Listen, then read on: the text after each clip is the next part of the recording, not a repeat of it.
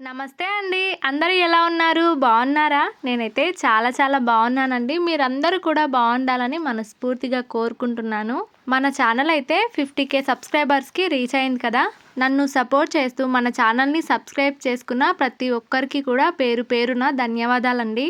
అంతేకాదండోయ్, ఇక ముందు సబ్స్క్రైబ్ చేసుకొని నన్ను సపోర్ట్ చేసే వారందరికీ కూడా ముందుగానే చెప్పేస్తున్నా థ్యాంక్ యూ వెరీ మచ్. నిజం చెప్పాలంటే 1000 మంది సబ్స్క్రైబర్స్‌కి రీచ్ అయినప్పుడు నా ఫేస్‌లో ఉన్న ఆనందం అయితే ఇప్పుడు లేదు. 1000 మంది, 5000 మంది, 10,000 మంది నా ఛానల్‌ని సబ్స్క్రైబ్ చేసుకున్నప్పుడు చాలా హ్యాపీగా అనిపించింది.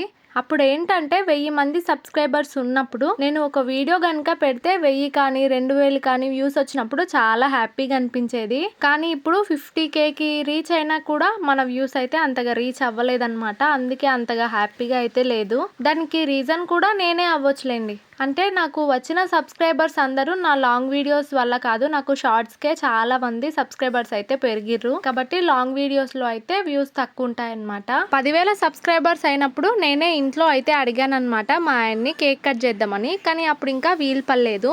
ఇప్పుడు మా ఆయనే కేక్ కట్ చేస్తావా అని చెప్పేసి తీసుకుందాం రా అని నాగర్ కర్నూలుకి అయితే తీసుకొచ్చిండు. 50K అనేసి నెంబర్స్ ఉంటాయి కదా, తీసుకుందాం అని అయితే చూస్తున్నాం. ఏ బేకరీకి వెళ్ళినా సరే 1 నుంచి అన్ని నెంబర్స్ ఉన్నాయి, అట్లనే K ఉంది. కాకపోతే 5 నెంబర్ మాత్రం నాకు దొరకలేదన్నమాట. ఇంకా 5కి బదులు 2 అయితే తీసుకున్నాం. 2ని తిప్పి పట్టుకుంటే 5 లాగా కనిపిస్తుందిలే అనేసి 5 లేకపోతే ఇంకా 2 అయితే తీసుకున్నాడు ఆయన. నేను బేకరీలో కేక్ తినుకుంటా కూర్చున్నా, మా ఆయనేమో బయటికి వెళ్ళిండు ఇప్పుడే వస్తా అని.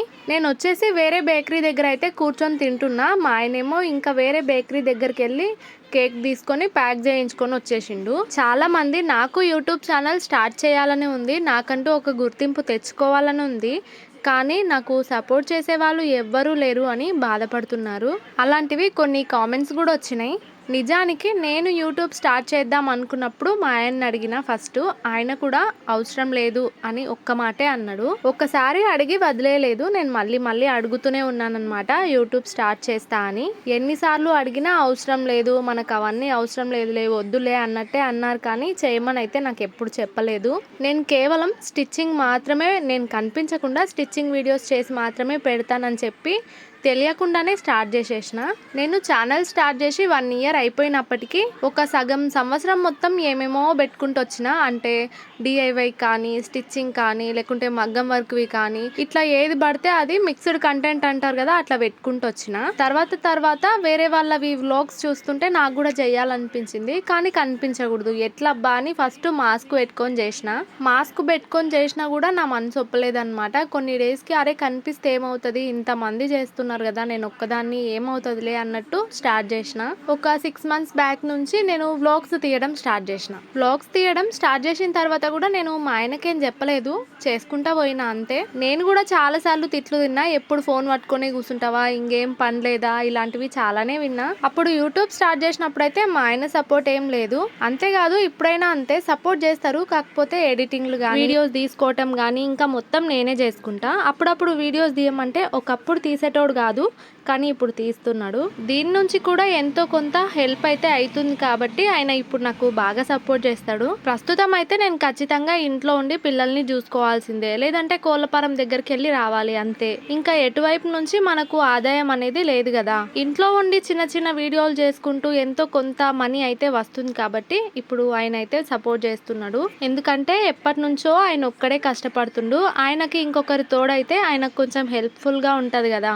ఇప్పటికీ నాకు ఇట్లా ఒక యూట్యూబ్ ఛానల్ ఉంది అని వేరే వాళ్ళకి చెప్పుకోవాలంటే నాకు అస్సలు ఇష్టం ఉండదు. ఫస్ట్ లో అయితే కనిపిస్తూ చేయాలంటేనే భయమేసేది, చూసే వాళ్ళందరూ ఎక్కిరిస్తారేమో, ఏమనుకుంటారో, ఎగతాళి చేస్తారేమో ఇట్లా అని అసలు కనిపించాలంటే భయమేసేది. ఇంకా రాను వేరే వాళ్ళని చూస్తుంటే నాకు కొంచెం ధైర్యం పెరిగింది, ఎవరేమనుకుంటే నాకేంది అన్నట్టు. చాలా మంది యూట్యూబ్ చూస్తుంటే నార్మల్ గా నా వీడియోస్ కనిపించి అడిగిన వాళ్ళే తప్ప నా అంతటి నేను ఇట్లా ఛానల్ ఓపెన్ చేసిన సబ్స్క్రైబ్ చేసుకొని ఎవరికి కూడా పంపించలేదు ఇంతవరకు. ఇప్పటికీ కూడా మా వాళ్ళకి కొంతమందికి ఇట్లా నాకు యూట్యూబ్ ఛానల్ ఉంది అని తెలియని వాళ్ళు కూడా ఉన్నారు. నాకు టచ్ లో లేని నా ఫ్రెండ్స్ కూడా, అంటే 10th వాళ్ళు కానీ, ఇంటర్ వాళ్ళు కానీ, నా నెంబర్ లేకపోయినా తెలుసుకొని నాకు కాల్ చేసి నీ యూట్యూబ్ ఛానల్ చూస్తున్నాం, వీడియోస్ మంచిగా తీస్తున్నావు అట్లా చెప్తుంటే నాకు చాలా హ్యాపీగా అనిపిస్తుంది. అసలు ఒకప్పుడు అయితే మనది పెద్ద ఫ్యామిలీ కాదు, మనము ఎవరికి తెలియదు కూడా, కానీ ఇప్పుడు మనకు 50,000 1000 ఫ్యామిలీ మెంబర్స్ ఉన్నారు.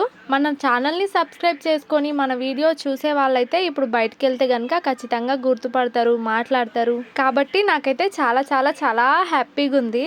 కానీ నేను ఇంకా బాగా వీడియోస్ చేయాలి. షార్ట్ వీడియోస్కి వ్యూస్ కాదు, లాంగ్ వీడియోస్కి మినిమం వ్యూస్ వచ్చినప్పుడు నేను సక్సెస్ సాధించినట్టు. యూట్యూబ్ స్టార్ట్ చేసిన కొత్తలో అయితే మనకు ఎడిటింగ్ కానీ, థంబ్నెయిల్స్ కానీ ఏది సరిగ్గా తెలియదు కాబట్టి మనకైతే మొత్తం ఫోన్ మీదనే ఉంటుంది ధ్యాస మొత్తం. కొత్తలో అయితే మనం చాలా వాడతాం ఫోన్ని. కొత్తలో అయితే మనం మొత్తం టైం మొత్తం యూట్యూబ్ మీదనే స్పెండ్ చేస్తాం. కానీ చాలా రిస్క్ ఉంటుందండి. ఇంట్లో పని చేసుకోవాలన్నా, వంట చేయాలన్నా, పిల్లల్ని చూసుకోవాలన్నా, మళ్ళీ యూట్యూబ్ కోసం వీడియోస్ తీసుకోవటం, ఎడిటింగ్ చేసుకోవటం, వాయిస్ ఇవ్వటం, అసలు దాన్ని అప్లోడ్ చేయటం ఎంత పని ఉంటుందో.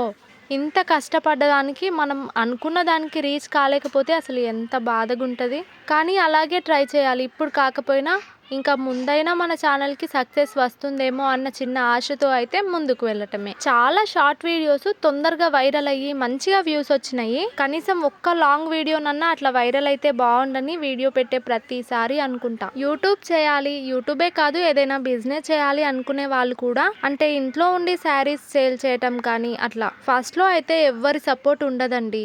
మనం కొంచెం కొంచెం ఎదుగుతుంటే మన మీద నమ్మకం వచ్చి వాళ్ళే సపోర్ట్ చేస్తారు. ఆ నమ్మకం వాళ్ళకు మన మీద వచ్చేలాగా మనం కష్టపడాలి. ఇంకా ఈవినింగ్ టైంలో అయితే అసలు చాలా గాలి పెడుతుంది. బయట కూర్చుంటే అసలు ఎంత ప్రశాంతంగా ఉంటుందో. బయట గనుక మంచం వేసుకొని కాసేపు కూర్చున్నాం అనుకోండి, మైండ్ మొత్తం రిఫ్రెష్ అయిపోతుంది. నేను ఊరెళ్ళాను కదా, ఊరెళ్ళి వచ్చేలోపు కానుగ చెట్టు అయితే అసలు పెద్దగా అయిపోయింది. ఎంత బాగా గాలి వీస్తుందో. మేము నాగర్ కర్నూల్ నుంచి వచ్చేటప్పుడు కూడా చినుకులు స్టార్ట్ అయినాయి. అలాగే బాగా గాలి పెడుతుండే. గాలి స్టార్ట్ అయిందంటే ఇంకా మా ఆయనకు భయం స్టార్ట్ అవుతుంది. బాగా గాలి పెట్టిందంటే కోలపారం దగ్గర పడెం ముయ్యాలి. ఒకవేళ వర్షం వచ్చిందంటే గనుక పొట్టు మొత్తం నానిపోతుంది అనమాట. ఒకసారి ఇలాగే ఆయన లేని టైంలో వర్షం పడి పొట్టు మొత్తం తడిచిపోయి కోడిపిల్లలు నానిపోయి చాలా వరకు చనిపోయినాయి అనమాట. చిన్న చిన్న కోడిపిల్లలు ఉండే అప్పుడు కూడా. అప్పుడు నష్టం చూసింది కాబట్టి ఇప్పుడు ఎక్కడైనా బయటికి వెళ్ళిందంటే అక్కడ గాలి పెడుతుందంటే ఇంకా భయం స్టార్ట్ అవుతుంది అనమాట. అందుకే చాలా ఫాస్ట్ గా ఊరికొచ్చేసినాం. కోళ్లపారం దగ్గర 7 వరకు అయితే పని ఉంటది. ఇంకా చేసుకొని ఇంటికైతే వచ్చేసిండు. మా చిన్నోడైతే తిని పడుకున్నాడు. ఇంకా మా పెద్దోడేమో తింటున్నాడు. ఇంకా ఇక్కడ ఎవ్వరు లేరు కాబట్టి మేమే కేక్ కట్ చేసుకోవాలి. ఇంటి పక్కన పిల్లలైనా ఉన్నారేమో అంటే పొలం దగ్గరికి వెళ్ళిర్రంట. అదేనండి, మా అత్తమ్మ వాళ్ళ పిల్లలైనా ఉన్నారనుకుంటే వాళ్ళేమో పొలం దగ్గరికి వెళ్ళిర్రు. ఏదో పెద్దగా ఏం జరుపుకోలేదు. మాకు మేమే చిన్నగా అయితే మాకు ఆనందంగా ఉంటుంది కదా అనేసి ఇలా అయితే జరుపుకున్నాము. అలాగే వీడియో తీసుకుంటాం కాబట్టి ఎప్పటికీ గుర్తుండిపోతుంది కదా. ఇంకోటి, నా ఫోన్ లో అయితే వీడియోస్ అంత మంచిగా రావు, కెమెరా అంత బాగుండదు. అందుకే ఇంకా యూట్యూబ్ నుంచి శాలరీ వస్తుంది కదా, వాటికి కొంచెం మనీ అయితే కలిపి మంచి ఫోన్ అయితే తీసుకుందాం అనుకున్నా. అయితే అప్పుడు కోళ్ళకేదో రోగం వచ్చింది అన్నారు కదా, అప్పుడైతే మేము కోళ్ళని తీసుకురాలేదు. కొంచెం గ్యాప్ ఇచ్చినాం అనమాట. 1 మంత్ ఖాళీగానే ఉన్నాం. 1 మంత్ ఖాళీగా ఉన్నామంటే చేతిలో డబ్బులు కూడా ఉండవు కదా. అందుకోసం ఇంకా మా ఆయన అయితే డబ్బులు అయితే నేను వాడుకుంటాను, నా ఫోన్లో వీడియోస్ మంచిగానే వస్తాయి కదా, నా ఫోన్ అయితే నువ్వు తీసుకో, నీ ఫోన్ నేను వాడుకుంటానులే అన్నాడు. మా ఆయన ఫోన్ కూడా రీసెంట్ గానే తీసుకున్నాడు. ఇంకా ఈఎంఐ కూడా కంప్లీట్ అవ్వలేదు. వీడియోస్ అయితే చాలా మంచిగా వస్తాయి. నేను ముందు నుంచి ఆయనకు చెప్తున్నా, వీడియోస్ నుంచి వచ్చిన మనీతో అయితే నేను ఫోన్ తీసుకుంటా అని, లేకుంటే కనీసం నీ ఫోన్ అన్నా ఇవ్వు నాకు అని. అప్పుడైతే ఇవ్వలేదు. కానీ ఇప్పుడు ఇంకా ఎలాగో మనీ అవసరం ఉన్నాయి కదా, అనవసరంగా మళ్ళీ ఫోన్ తీసుకొని మనీ వేస్ట్ చేసుకోవడం ఎందుకు, ఇంట్లోకి వాడుకుందాం, నా ఫోన్ వాడుకుందులే అని ఆయన ఫోన్ ఇచ్చిండు. నన్ను వేరే బేకరీ దగ్గర కూర్చోబెట్టి ఆయన వేరే దగ్గర అయితే కేక్ తీసుకొచ్చిండు కదా. మన ఛానల్ పేరు రాపియడం మర్చిపోయిండు అనమాట. నాకు కనీసం చెప్పలేదు తీసుకుంటున్నట్టు, లేదంటే నేనైనా చెప్పేదాన్ని. ఇంటికి వచ్చిన తర్వాత పెరుగుతో అయితే ప్రియా అని ఆయననే రాసిండు. మనం ఏదైనా పని స్టార్ట్ చేసినప్పుడు, బిజినెస్ స్టార్ట్ చేసినప్పుడు మనకు విమర్శలు అనేవి తప్పవు. అలాగే కొంచెం కొంచెం ఎదుగుతూ ఉంటే ప్రతి ఒక్కరు ప్రశంసిస్తారు కూడా. ఎవరో ఏదో ఎగతాళి చేసిర్రని వాళ్ళ గురించి ఆలోచించకుండా మన జీవితం గురించి మనం ఆలోచిస్తే గనక ఖచ్చితంగా మనం అనుకున్నది మనం సాధించగలుగుతాం. మళ్ళీ చెప్తున్నా, ఫస్ట్ లో అయితే మనకు ఎవ్వరి సపోర్ట్ ఉండదండి. మన వల్ల అయినంత వరకు మనమే కష్టపడాలి. కొంచెం కొంచెం ఎదుగుతుంటే వాళ్లకు మన మీద నమ్మకం వస్తే ఖచ్చితంగా వాళ్ళు మనకు సపోర్ట్ చేస్తారు.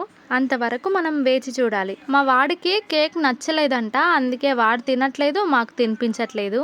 ఇంకా ఏదో గ్రాండ్ గా కాకుండా చిన్నగా ఇలా అయితే మాకు మేమే సెలబ్రేట్ చేసుకున్నాం. ఇదండి ఈ రోజటి వీడియో కనుక నచ్చితే తప్పకుండా లైక్ చేయటం మాత్రం మర్చిపోకండి. మీరు లైక్ చేస్తేనే ఇంకొంతమందికి వీడియో అయితే సజెస్ట్ చేస్తుందంట యూట్యూబ్. కొత్త వాళ్ళు చూస్తున్నట్లయితే సబ్స్క్రైబ్ చేసుకోండి. మరొక మంచి వీడియోతో మళ్ళీ కలుస్తా. ధన్యవాదాలు.